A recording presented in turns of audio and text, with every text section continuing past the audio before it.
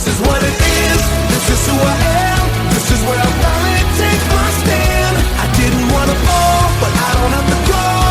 I'm not the one with two star hands. Giving him the best of everything that's left of the life inside this man. I've been going again. Who I am. Today on Fresh Black Coffee, we're honored to have a visit with former NASA administrator and US Congressman Jim Bridenstine. Since leaving government service, Jim has been instrumental in developing the aerospace advancements of several companies and assisting the U.S. government in utilizing the private sector resources to meet our national security priorities. The podcast originates as a YouTube live segment. Sadly, YouTube's platform had a failure just seconds after the segment went live. So we've lost the video, but we had a backup audio of most of the conversation. Let's now join the interview in progress with Dave and Eddie and Jim Bridenstine. In other words, if you're going to do something new, you have to end something that was currently going on. Mm-hmm.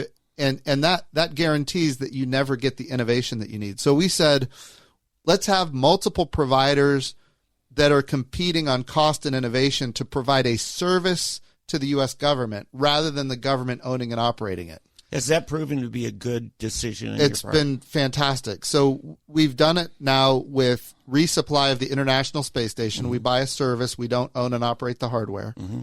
We've done it now with crew to the International Space Station. With SpaceX, there has been success. Boeing had some challenges, but they're going to come back and be a competitor with SpaceX.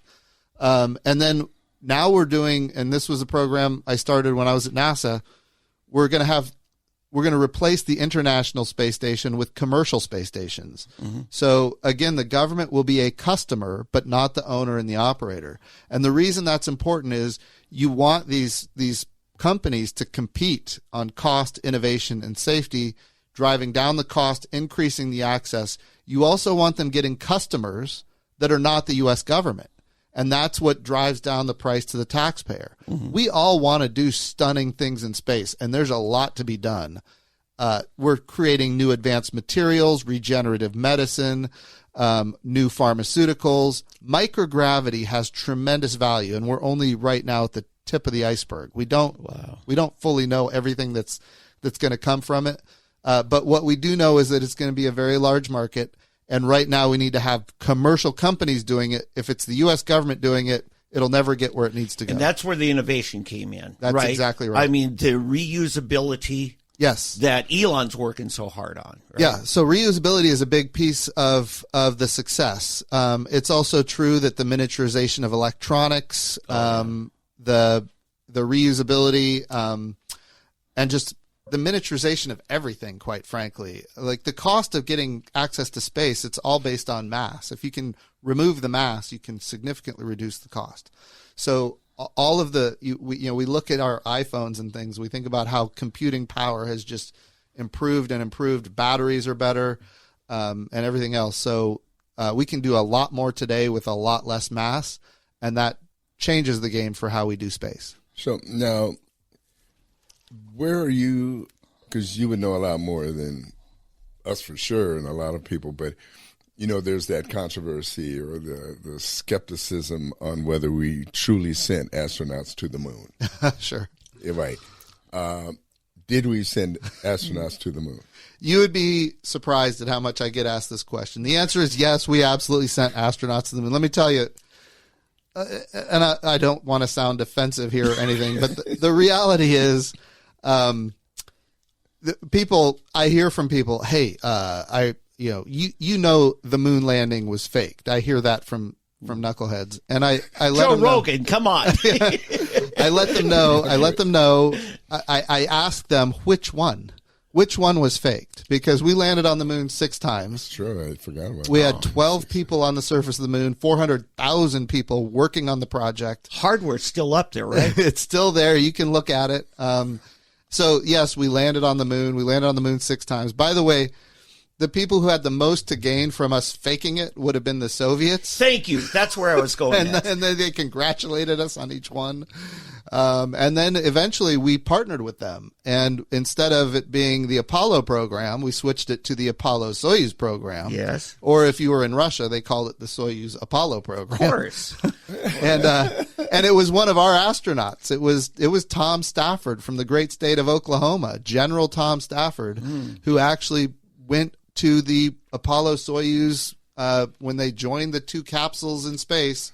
He went through the hatch and shook hands with his cosmonaut counterpart. So the reality is, yes, the Apollo program was very real. It was very successful. By the way, not only did we land on the moon 6 times, if you back up to Apollo 8, which is my favorite NASA mission in history, we orbited the moon on Apollo 8.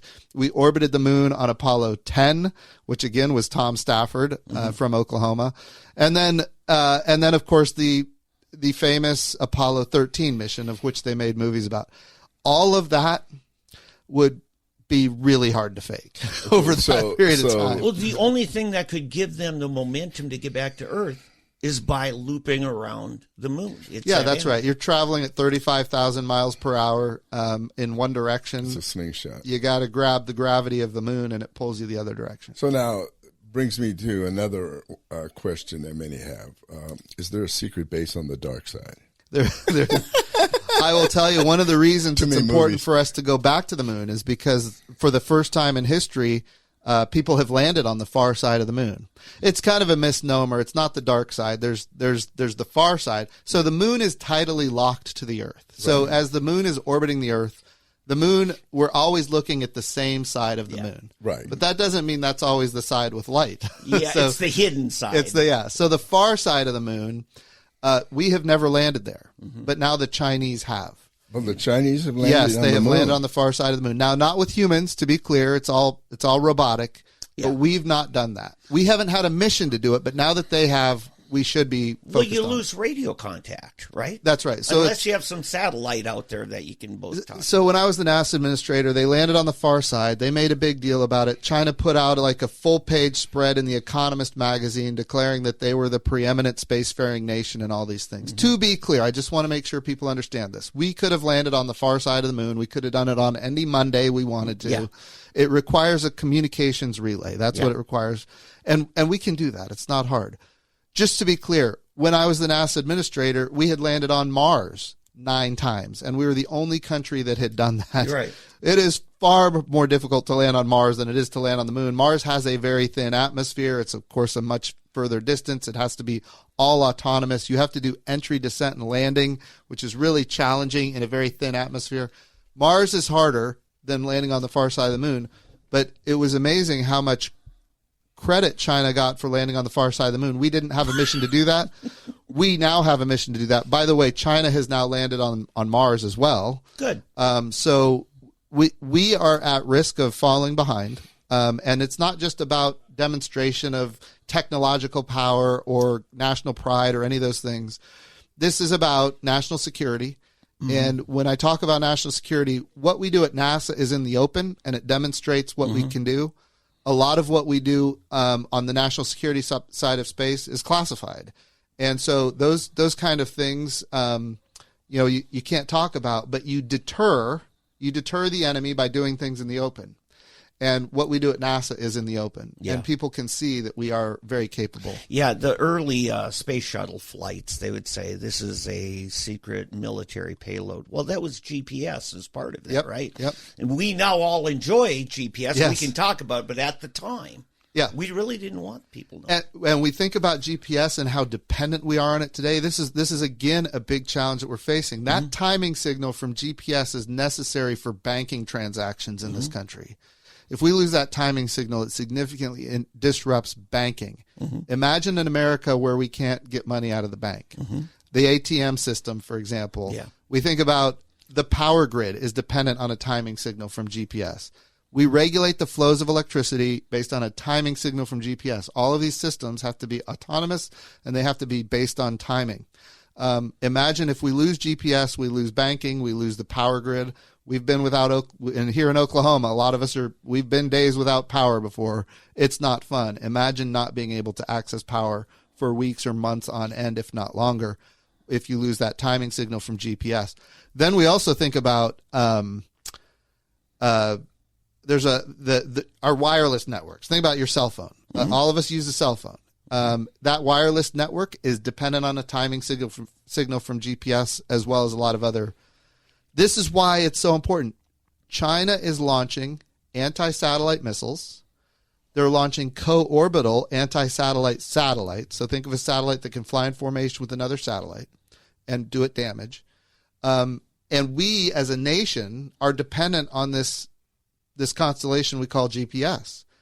And as they are building capability to ruin GPS for us, they're also building their own GPS constellation. They call it Beidou. So if they're building their own timing and navigation capability, we call it PNT, position, navigation, and timing. If they're building their own PNT while building capability to destroy our PNT, we should, as a nation, be thinking about that and understand the implications of what it would be like in the United States without GPS. And it's devastating. It's one of the reasons we were very focused when I was in the House on creating the Space Force. And again, it's one of those things we didn't talk about it a lot because in those days there wasn't just a lot of excitement or interest in space. But I think it's really it's changing now, and people are recognizing it. Yeah, we've talked recently. Trump has announced this Golden Dome. Yep. Can you give us the nuts and bolts on that? Yeah, so clearly we need a missile defense capability. Yes. We've seen what's been going on with Israel and Iran, and these rogue nations have the ability to reach out. We think about North Korea and Iran. We have, for the long time, we've had a limited missile defense against rogue nations, Iran and North Korea.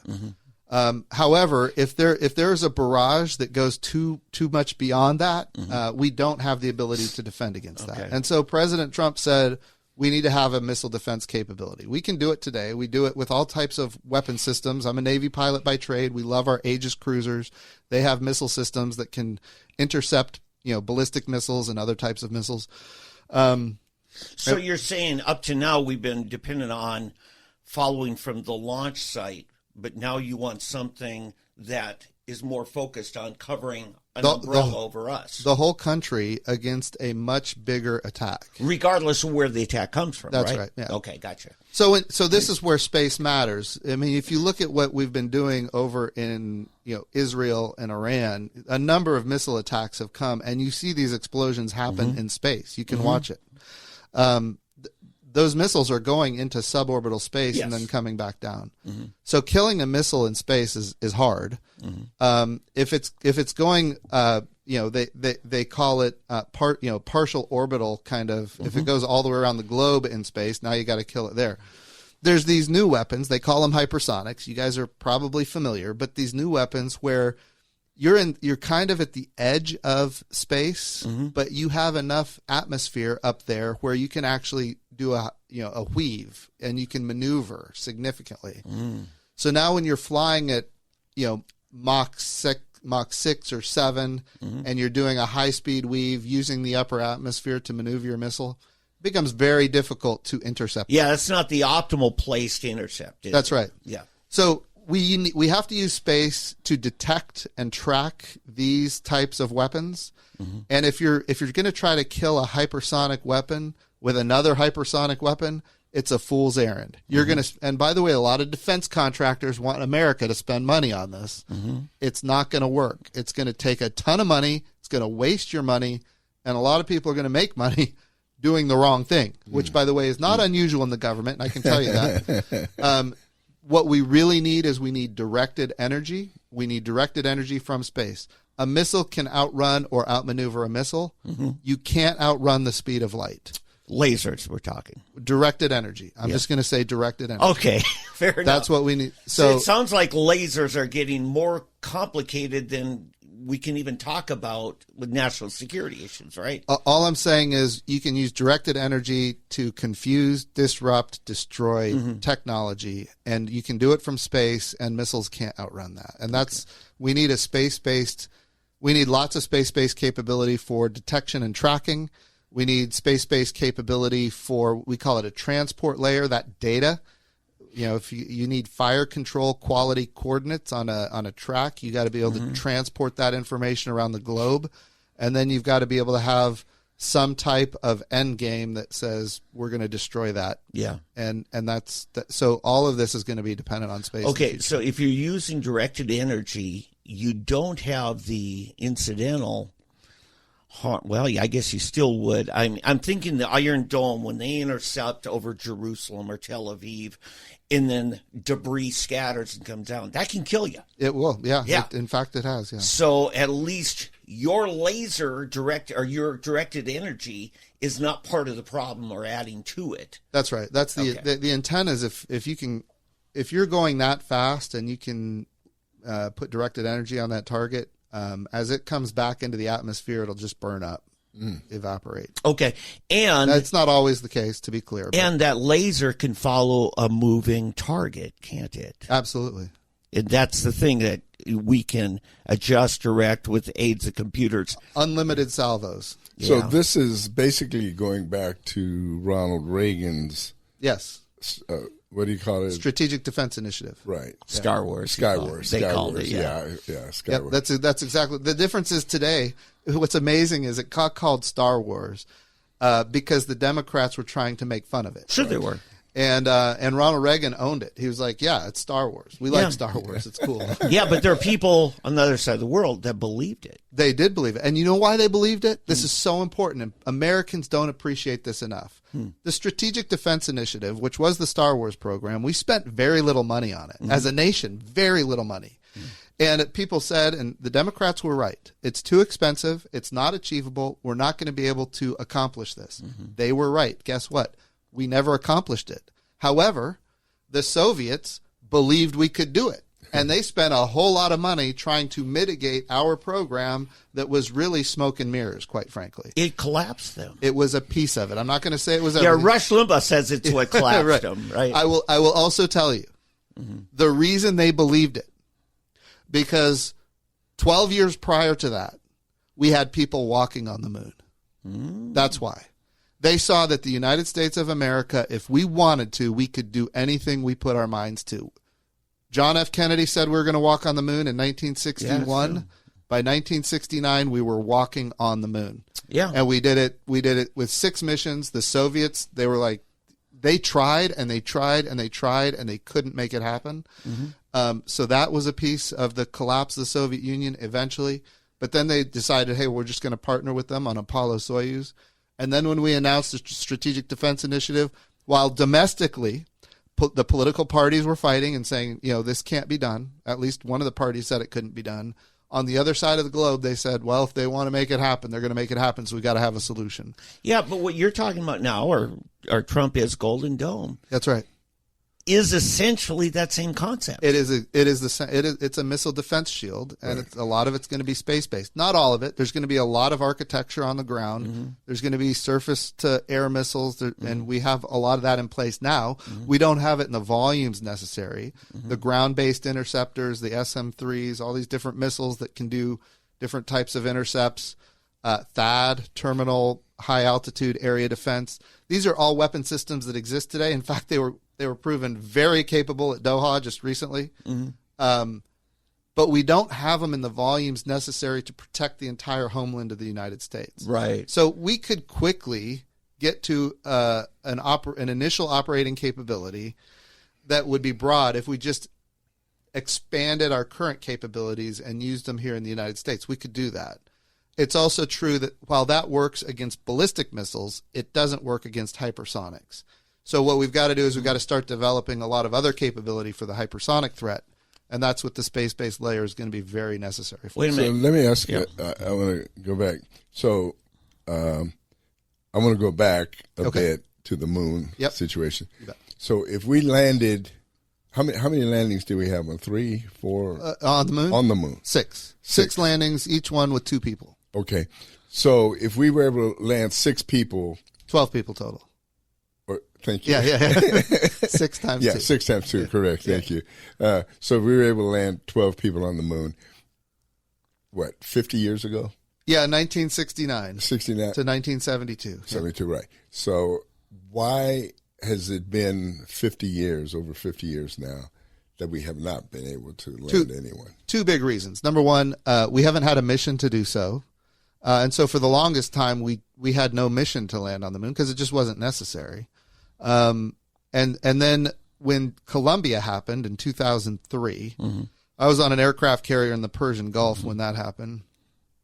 When the Columbia accident happened, George W. Bush said, if we're going to put American astronauts at risk, we're going to do big things. We're not going to just stay in low Earth orbit. And he put together a plan to go to the moon.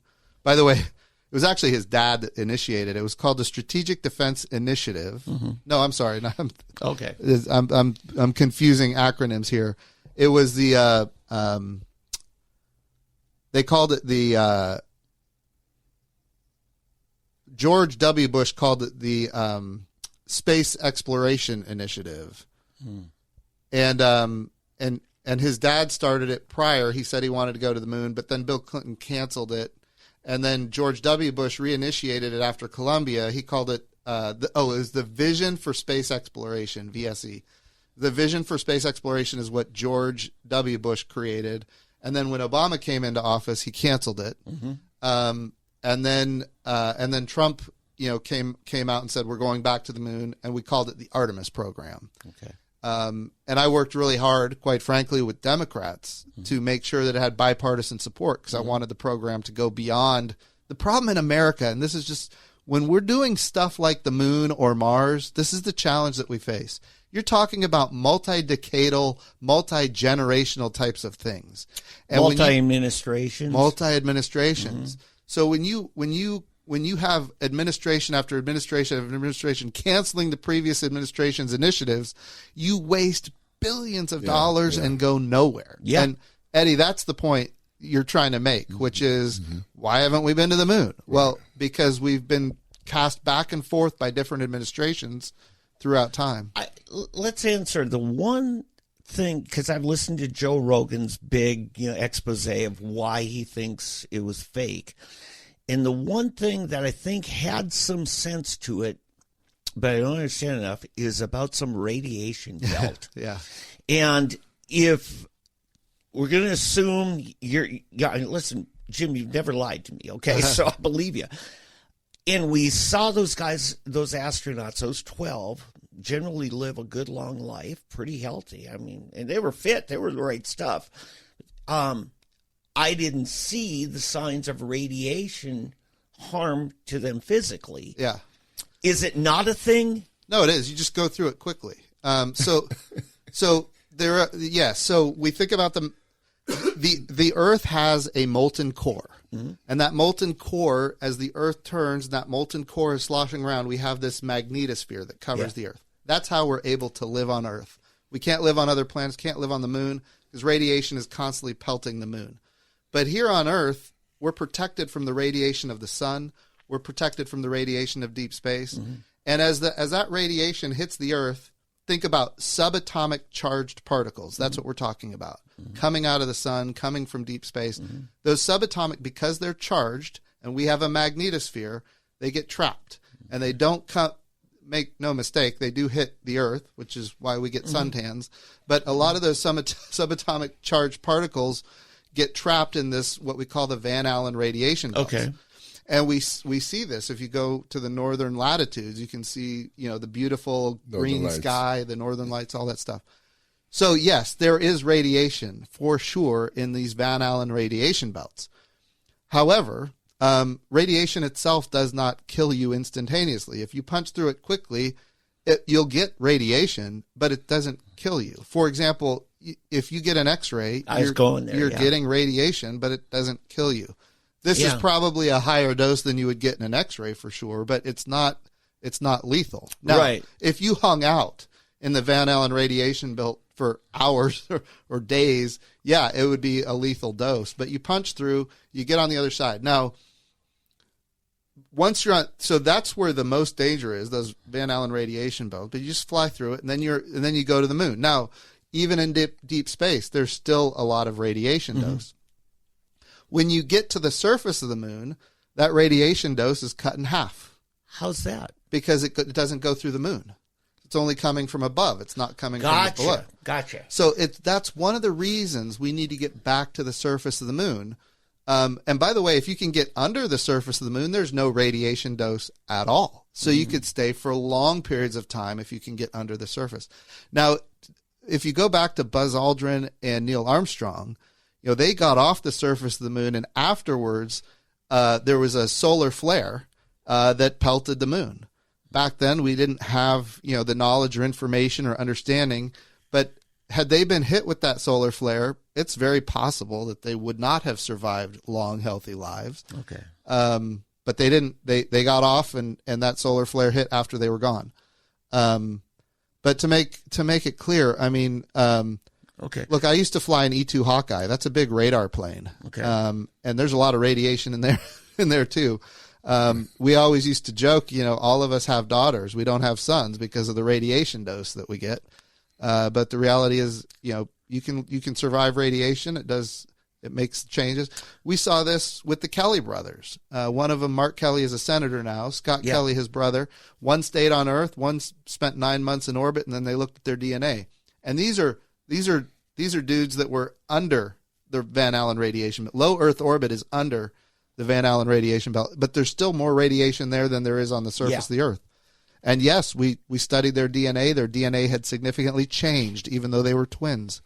And that's because of the radiation dose. So there is radiation, but we manage it. We limit the dose to a certain amount that we know reduces the probability of creating long-term problems. So the Van Allen's closer to the Earth than is the moon, right? Oh, yes. Okay. It's about, I think if it gets pretty serious around 1,600 kilometers. It might be 1,600 miles. I'm trying to remember, but somewhere around there.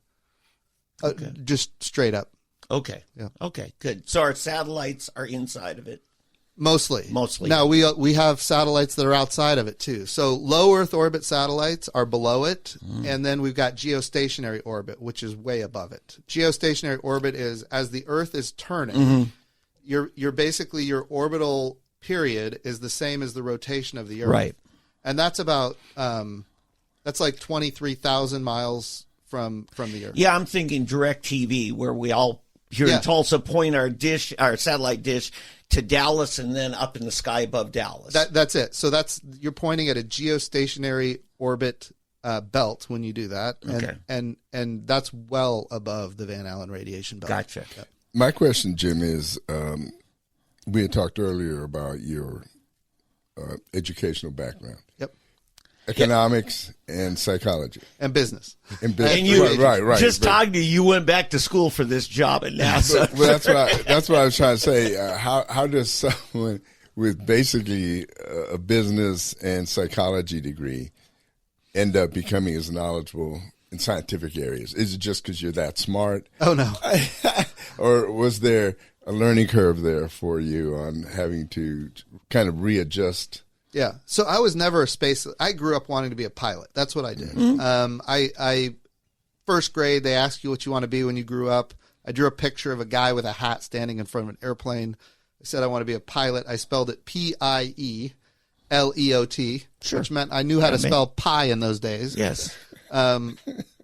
So it shows you how brilliant I was. Not very, is what I'm pointing out. But at the end of the day, I always wanted to be a pilot.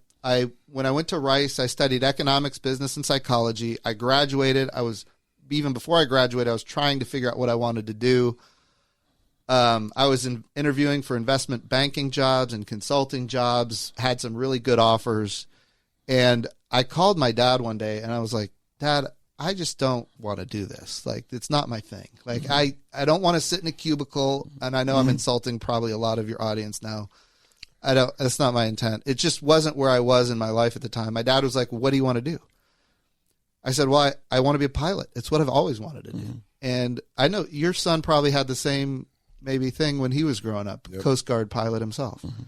So he was like, well, I didn't send you to Rice for you to tell me you want to be a pilot, but okay, if that's what you want to do, talk to the recruiter. So, of course, when I grew up, the movie Top Gun was popular summer after my 5th grade year. And of course, so then I was attracted to naval aviation because I wanted to do the aircraft carrier thing. And so when I graduated from Rice, I joined the Navy.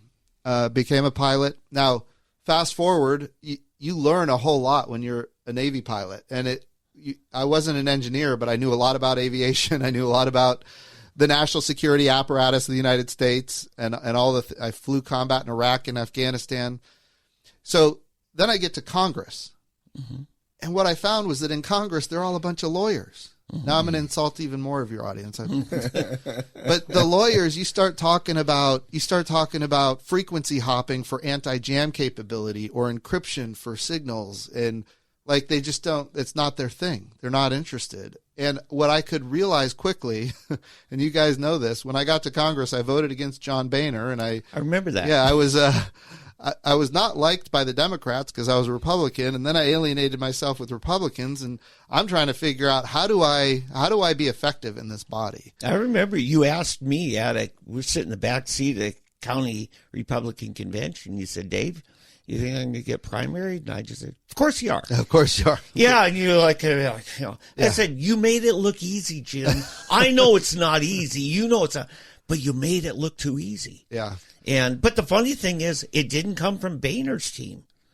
Somehow you got spared. I did. The next one. Well, they made efforts, and we know that, but it's fine. I'm past it all. Yeah. I'm not interested in politics anymore. Sure. I'm just trying to do what's right for the country. And and in those days, I was what I realized was when it comes to national security space, a lot of the language matches naval aviation, military aviation in general. And a lot of the technology is similar, and it's redundant. And of course, in military aviation, you're dependent on all those space-based capabilities. The intelligence, surveillance, reconnaissance capabilities, the global navigation and timing systems, the missile warning systems, the nuclear command and control, over the horizon communications. All of these things I was familiar with because I was a Navy pilot. And so I get to Congress and I can make an impact in these areas by baking things into legislation that nobody's paying any attention to. And so that's kind of how I got into the whole space thing. I was on the right committees: Armed Services Committee, Subcommittee on Strategic Forces, which dealt with all of our national security space capabilities. And weather. And weather, yeah. So that was on the Science Committee, Subcommittee on the Environment, which deals with the weather capabilities of our country. And of course, every year I was in Congress, I had constituents killed in tornadoes, and we were trying to solve that problem. So I started delving into all these space issues, and I finally crafted a very comprehensive space reform bill called the American Space Renaissance Act. And the whole space community, like, I became their go-to guy for all things space in Congress. And then, surprisingly, all the members of Congress that were lawyers, they were coming to me on space issues, and I became the go-to guy for space in Congress. And so I found my niche. That's what happened. Good. I found my niche. And then your 6 years was up. Yeah. Well, then I get a call from President Trump. Yeah. And it was an interesting call. I don't know. It was shortly after. It was the first time I talked to him. Was shortly after what was going on at the time. I thought it was right before the general election. It was right before the general election. Look, you know this. We were all supporting Ted Cruz for president. It was the Billy Bush thing came out. That's what it was. Yes, and you went on CNN. David, I love your memory. You're so good at this. You know it better than I do, and I was living it. Okay, so that's right. So, my goodness. After the Billy Bush story broke, everybody said we're not. Yeah, there was a call. Paul Ryan was the Speaker of the House. Paul Ryan said, "Look, I'm going to." He called every member of Congress. It was a conference call. He bailed on a Trump thing in Wisconsin, and Trump was secretly trying to win Wisconsin. Paul Ryan said, "Look, everybody needs to do what they need to do to win their own races, and do what you got to do to win your own race." That was the message. And then the next day, like 25 Republicans unendorsed Trump. Yeah. And I had not yet even endorsed him. Right. And I was like, this is crazy. So I sent a tweet. And remember, I voted against John Boehner. I did not want to talk politics and all this, but I had voted against John Boehner. And then I sent a tweet and I said, look, if I said something like the Supreme Court is too important. If Paul Ryan is not for Donald Trump, then I'm not for Paul Ryan. That's right. And so then it created this big hoopla about, is Paul Ryan in jeopardy like John Boehner was in jeopardy? And for the next 3 days, maybe more, not a single Republican was going on TV to advocate for President Trump. But, I got called. It was all these liberal networks. It was CNN, MSNBC, and they would call and be like, hey, do you want to go on? Because anytime Republicans are fighting, they love it. I was like, sure, I'll go on. And I would go on and I'd say, look, Donald Trump told us who he's going to put on the Supreme Court. Yes. That's what and I believe him. And I said, that's what matters to me. And I said, I don't care what he said 11 years ago in a hot mic situation. What I care about is who he's going to put on the Supreme Court, because that will change the direction of our country. You provided a clarity when we needed clarity, and you broke it into simple terms. And it's priceless. For the next 3 days, I was on every network, and I'm not a guy that was ever on TV. Yeah, you didn't. Yeah, but I did it because I thought it was the right thing to do. I sent the tweet. The tweet triggered it, and I was on TV defending President Trump. And then that weekend, I was at a swim meet in Bartlesville for my daughter, and I got a call, and it was I think it was a 202 area code, and it said New York, and I'm at Rib Crib eating some barbecue between prelims and finals at a meet up in Bartlesville. I'm at Rib Crib, and phone rings. He's like, hey, is this Jim? I'm like, yes. He's like, hey, this is Donald Trump. And I thought it was a prank call. Oh, God. I'm like, okay. And he goes, hey, I just want to thank you for sticking with me. And then I started believing that maybe this was real. And he said, I want to thank you for sticking with me. And I said something to the effect, well, sir, I'm really not sticking with you. I was like, this is about the Supreme Court. And he's like, that's right. He was like, and if everybody understood that, we'd win this thing already. Well, and you said you were a Cruz guy. I'm recounting what you told Pat Campbell about it and he said, yeah, and you're the reason I didn't win Oklahoma. He knew that, didn't he? Yes, yeah. That's true. When we were supporting Ted Cruz won 3 counties. They were all the first district of Oklahoma, which was my district. Every other county, Ted Cruz lost. But we won those 3 counties so big that it carried the whole state. Yeah. And so, at the end of the day, I just told him, look, this is about the Supreme Court, and we need you to win because we have to have that Supreme Court switch. Yeah. And he was in full agreement, and he said, and he was like, anything else I should know? I said a couple of. He asked me, he said, do you think this Anthony Weiner thing is going to matter? Because remember that they were FBI was investigating Anthony Weiner's laptop. That's right. That led to a Hillary investigation. Yeah, and Hillary's emails were on there that were missing. And he's like, do you think this is going to matter? I said, sir, I think it's going to matter big time. Every time you mention Hillary, you need to mention Anthony Weiner in the same sentence. And anyway, so there was that. And then I also told him, space matters. Florida, there's a whole lot of folks at the Space Coast. They're not necessarily Republican or Democrat, but they want to see us do stunning things in space, both on the national security side and on the civil side. I said, if you get those folks activated, Obama lost them. I mean, they were gone because he just basically, NASA was in a really hard spot after President Obama. And so those were my words to him. And that was kind of it. Well, you had, I think it was that same campaign. You really did one big rally down here at Renaissance Hotel, and a bunch of the guys from the Freedom Caucus. Yeah, were there. That's right. And one of them became chief of staff. Yep. Mark Meadows. Good friend. And I remember I got to visit Mark that night, and I think Vice President Vance, I don't know if he was there at that time. Pence, I'm sorry. He was not. Yeah. He was the governor of Indiana. But you and Pence go way back to the first month you were in. Well, I had met him. I wouldn't. He probably wouldn't remember me, but at least not in those days. But I had met him. He was just a very genuine human being. Very just a I mean, I really enjoyed knowing him, and I credit him a lot with any success I had at NASA. I mean, he was very involved and supportive, and he cared deeply about space. He was the chairman of the National Space Council, and he worked diligently to make sure that the Space Force got stood up, which of course was President Trump's agenda, and I have high regard for him for sure. You have a high regard for James Lankford because of how hard he worked to get you in NASA. Right? He did. Lankford was a great help. I coming out of the House of Representatives as a Freedom Caucus conservative, going to NASA from that position is not normal. And of course the Democrats were all against me because of that.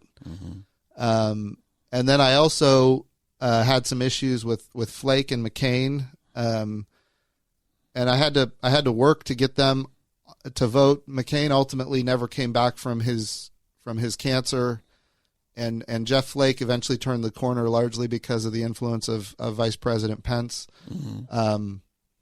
But we got confirmed Republican only. And Lankford was a huge advocate in all of that for me to get confirmed, and worked all the right senators to help me get it done. And I am forever grateful for him for doing Absolutely. Jim, let's get to what you're doing now. Yep. So what are you involved in currently? So when I came back from NASA, I started doing a lot of different boards of directors and things like that, and then got involved in private equity a little bit, making investments. I didn't have a lot of money of my own, so I wasn't making my own investments, but helping a private equity firm make investments and do that kind of thing, especially on the space side of things. Over time, I recognized that I can add a lot of value to space companies as a consultant, No doubt. making the right connections, finding the right technologies that are going to make a difference, and then getting them connected to the right companies. So it was a lot of business development kind of work, a lot of strategic advisory kind of work, and some kind of investment direction kind of advocacy, that kind of thing. And then, President Trump got reelected, and a whole lot of space companies started calling saying, hey, what's the future going to hold? What's it going to look like? And then, of course, the proximity with Elon Musk indicated that there's going to be a very strong future that includes a robust space policy going forward. In many ways, that's fantastic. In other ways, it had space companies concerned. Is there going to be any room for us kind of deal? And, of course, I've always believed it's important to have multiple providers competing on cost and innovation, as we discussed earlier. And I said, look, if we do it right, there's this economy for space is going to be big enough for everybody, and we need to start letting people know what's at stake and how to win, because this is going to be critically important for national security and for the economy of the United States in the future. And for the first time, I no kidding, registered as a lobbyist, because if I'm going to be having those conversations at that level with people in the administration, I need to make sure that I'm doing it on the up and up. Sure. And so I did. So when Trump won the election, I registered and we moved forward. So the company you work for now? It's called the Artemis Group, and it's all folks that are in the space world that grew up with me in the space world. Quite frankly, Gabe Sherman was my district director in the House of Representatives. Yes, brilliant man. He is indeed. Yep. And I took him to NASA with me. He was my chief of staff at NASA. Matt Ryden did my communications in Congress, and he became yeah, that's right. So Matt became my press secretary at NASA. And then a couple of others that I knew from the House of Representatives that worked on the science committee and other space related activities in the House. And we just started working together to basically do the right things, convince the right people how to do the right things in space for the best interests of our country. Yeah. When we met about a month ago, I talked about this morning. What is it, BWXT? Yes, it's a nuclear company. Yep. A nuclear company, right. And why don't you tell our audience what they're doing here in Tulsa? Oh, I don't think it's different. Was that- BWXT is not. You're thinking probably of a different company called Agile Space. But either way, it's all about space One propulsion. that are at the airport. Yeah, that's Agile. Okay, not tell us BWXT. about that one. I'm sorry, I got it mixed up. So BWXT is a nuclear power company, Right. And they, for aircraft carriers, they build like our power plants on aircraft carriers. I've been a long advocate that we need nuclear power in space. I'm not advocating that we need nuclear weapons in space, but we do need nuclear power in space. The reason we need it, if we're going to live long term on the moon, we need lots of power on the moon. And again, it's all about mass. How do you reduce the mass and increase the amount of power? Miniaturizing it, Yes, right? that's right. Yeah. So when I was at NASA, we had a program called Kilopower, and it was about developing a modular nuclear reactor that we could put on the surface of the moon and ultimately be able to sustain, like, we're going to the moon to stay. That's the intent. How do we sustain life on the moon? We're going to need power. We're going to need to use the resources of the moon for life support, and we need power in order to do that. We need to crack the water ice on the moon, which is very prevalent, crack the water ice into hydrogen, which is power, and oxygen, which is, of course, air to breathe. But we also need H2O, which is water to drink. So there's resources on the moon. We need to take the regolith on the moon. We need to extract. There's been so much talk about Greenland, so much talk about Ukraine, precious metals, rare earth metals. These are not earth metals at all. These are asteroid impacts from billions of years ago. Gotcha. And on the moon, unlike the Earth, the moon doesn't have an active geology. So on the Earth, anything that impacted the moon or impacted the Earth billions of years ago, it isn't today where it was. First of all, it all gets burned up in the atmosphere when it enters the atmosphere. If it doesn't get burned up and it actually makes an impact, then the geology eats it up over time, and it's not today where it was. And when you find it, it's in very trace amounts. The moon has no active geology, and it has no atmosphere. The moon is being pelted all the time. The Lunar Reconnaissance Orbiter, which is an orbiter we have going around the moon looking at it, is giving us information. When it flies over the same spot of the moon twice, it looks different every time because it's always being pelted with micrometeoroids. So my point is this. Rare earth metals not being earth metals at all, platinum group metals, like, there are trace amounts here on Earth. They could be in massive deposits on the moon. But there's a lot of other valuable resources on the moon as well. Helium-3 is tremendously valuable for nuclear fusion. And I know we haven't accomplished nuclear fusion yet, but we will, and it will happen. And if you can do nuclear fusion with helium-3, there is no nuclear waste. There's no carbon emissions, of course. And you can take a bottle this size of helium-3, and you can power the city of Houston for an entire year. 12-ounce bottle. And helium-3 is all over the surface of the moon. Know this. China is not going to the moon to collect rocks for science. Like, they're going to the moon for a purpose. And there's a lot of reasons we can get into on the national security front, but there's also a lot of reasons on the economic front, which, by the way, is national security. The challenge we have in America is we're so distracted with all kinds of other stuff that have nothing to do with national security. And we've got to get the right people smart on what China is doing and what we need to be doing and how we're going to compete. Because who goes to the moon first and what rules get established, all of that really matters. And we need to be there. We need to have a presence, and we've got to lead. Because if we don't, somebody else will, and it might not be good for us. Okay, that's BWXT. But then, I'm sorry, that's nuclear power. Going back to Agile, which is your question. I'm sorry. Yeah. So Agile, to defend in space. Remember, China is building anti-satellite missiles, co-orbital anti-satellite satellites. They've got other technologies, jamming, hacking, spoofing, dazzling, using light energy or directed energy to confuse satellites. There's all these proliferating technologies out there that are damaging to our space capabilities, which are critically important, not just for our security, but for our way of life.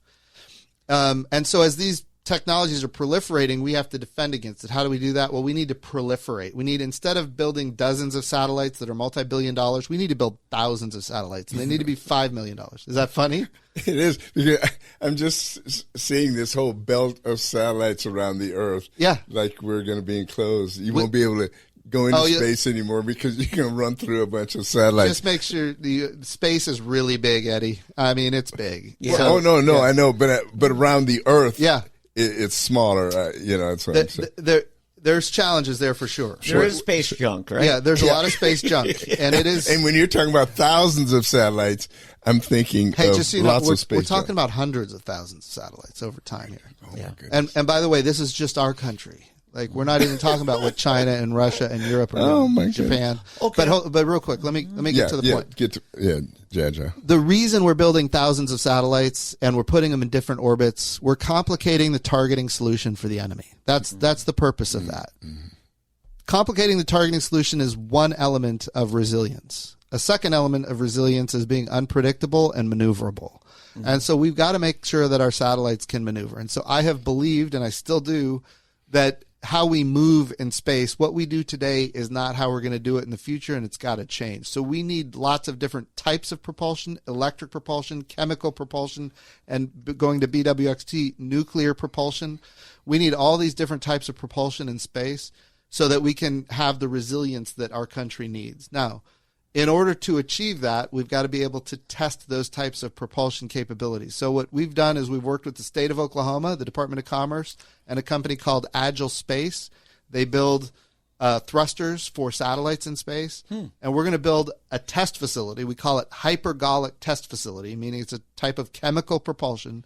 We're going to put it at Tulsa International Airport. For people who are listening or worried about it, these thrusters are going to be tested in what's called a thermal vacuum chamber. It's in a vacuum. Space is a vacuum. There's no pressure. Sure. So when you do it in a vacuum, it doesn't make noise. So the noise is not going to there will be noise, but it's not going to be like a rocket or even a jet. It's true. I've seen it. Quiet. Yeah. So I guess my point is we're going to do this testing in Tulsa. This is going to be a magnet for all kinds of space companies to come to Tulsa. And when they come here, they're going to see what a great city this is. And we want to develop it. We want to look, here in Tulsa, our brilliant oil companies in the 1920s, they saw a market for aviation. Yeah. And they invested in it. Yeah. Getty. Yes. John Paul Getty, the Waite and Frank Phillips. Yeah. Spartan Aeronautics was started by Getty. That's right. Yeah.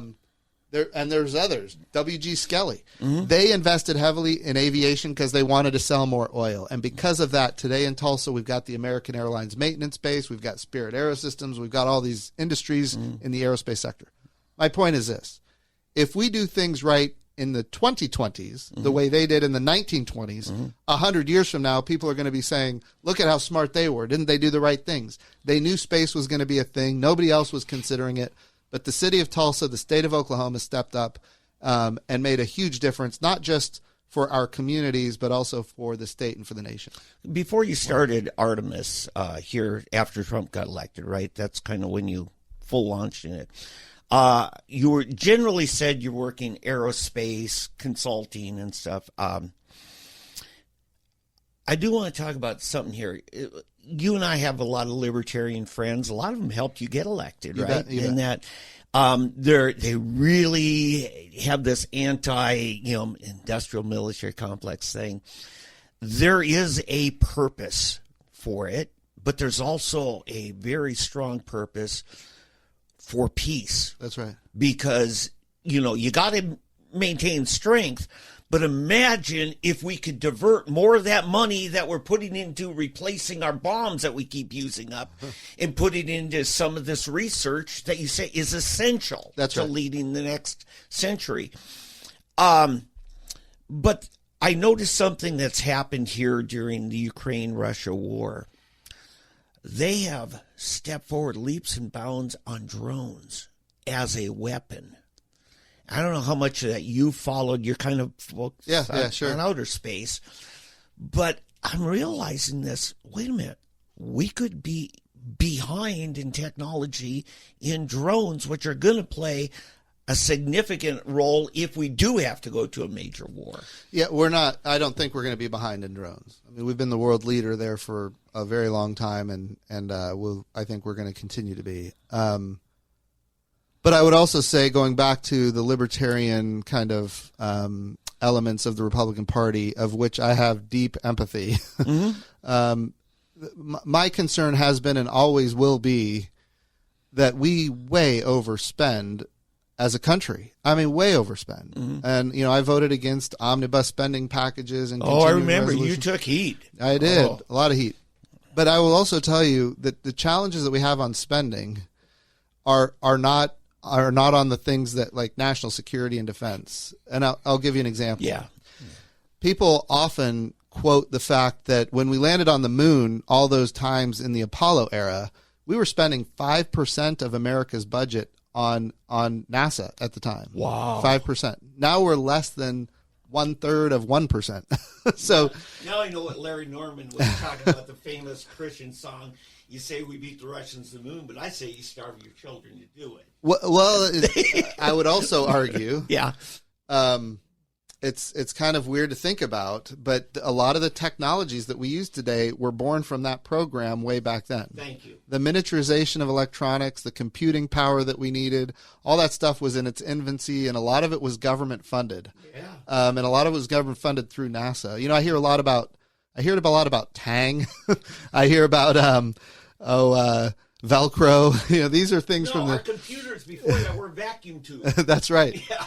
So, but the Mars rover, the first Mars rovers had cameras that Nokia licensed in 1998. Nokia to put in the first cell phones, and now everybody has basically a Mars rover camera in their cell phones. Wow. So now it's not they've advanced since 1998. Make no mistake. However, you get my point. The spin-off technologies and how it's advanced humankind is remarkable. Yeah. And there's so much more to talk about on all that. Right. However, going back to your question, it is not just that NASA is spending less money, and that's not why we're down at 1/3 of 1% or less compared to the Apollo era, where 5% of federal spending. A big change has been since the 1960s, the growth of Medicare, Medicaid, Social Security, the creation of Obamacare, the entitlement programs. Yeah. Have grown exponentially. Yep. And the discretionary budget has been fairly constant. I'm not saying it's been constant, but it's been a lot less growth than the rest. So you're not going to balance the budget on this, less than, I think it's like 25% of federal spending is the discretionary budget. The mandatory budget, which is the entitlements, the other, 3/4 of the federal budget, that's still growing rapidly.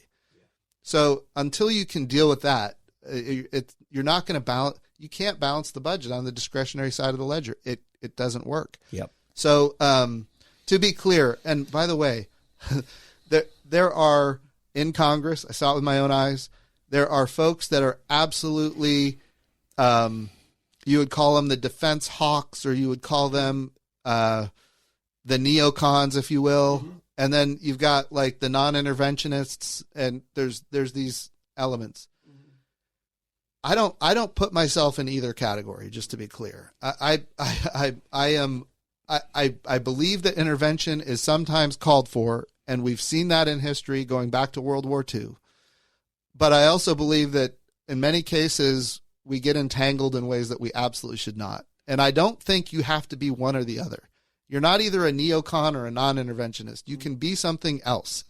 Ted Cruz kind of talking to Tucker Carlson recently. That's right. I'm kind of a third wave here. Yeah. No, that's right. There's more than one path, more than two paths, I should say. And quite frankly, I do think Ted, in many ways, he gets it right on this issue. I think so. I hate to be the guy that always brings it back to the same thing, agile. Because it's related to Tulsa and something that's actually happening that you brought to Tulsa and promises economic gain here in the city. So how far along are we? I mean, is the facility being built now? Is it in? As of right now, the lease has been signed, and groundbreaking is probably going to be later this summer, and then it'll probably be about a year to a year and a half to actually build the hypergolic test facility.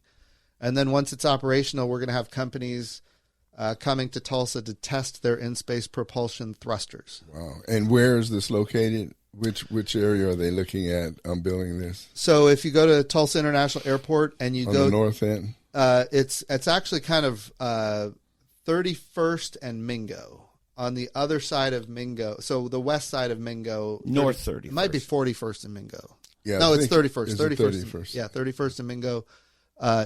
On the west side, I'm sorry, the east side of Mingo and the north side of 31st.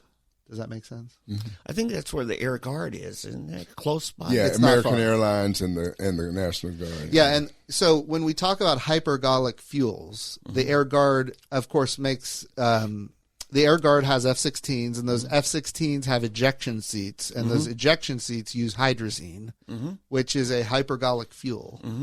And that's the same type of fuel that we're going to be testing there at the hypergolic test facility. And so what is the advantage of the hypergolic fuels? High energy. So if you want to get out of the way of a missile, or you're about You to, wanna get out of the way? Oh, maybe you're about to collide with another satellite or something, you need to get out of the way. You need high energy. Now it's not efficient. It's not efficient at all. You're going to burn a lot of fuel, and it's going to. So the problem we have in space right now is you've got electric propulsion, which is super efficient, but it's like taking a breath of air. There's just not a lot of thrust there. And then you've got chemical propulsion, where there's a tremendous amount of thrust, but you burn it all in like one burn. So if you burn all your fuel and now you're a satellite that can't maneuver, you're pretty much a dead satellite. So you don't want to burn all your fuel with the chemical thrust, but the electric thrust isn't enough to maneuver. So really what we need is, one of the things I'm very focused on is what we call multimode. Can you use a chemical propellant like hydrazine to do electric propulsion? So you have to decompose the hydrazine into its component parts, atoms, and then you've got to strip off those electrons from those atoms to make the atoms positively charged and the electrons negatively charged.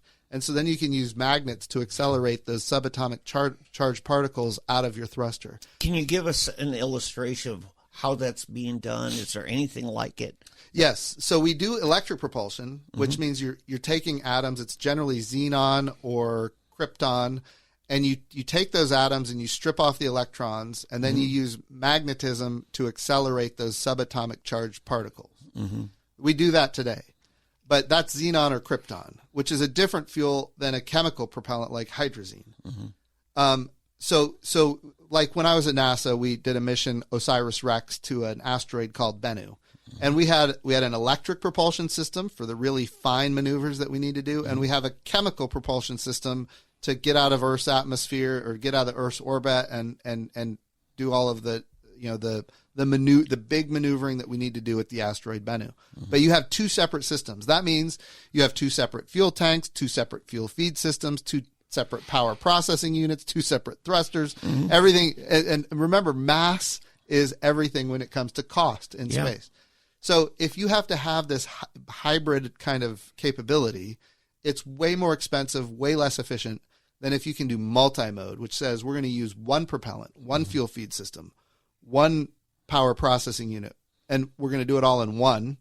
And with that system, we can do both chemical thrust for high energy or electric thrust for high efficiency. We can do both. That's called multi-mode.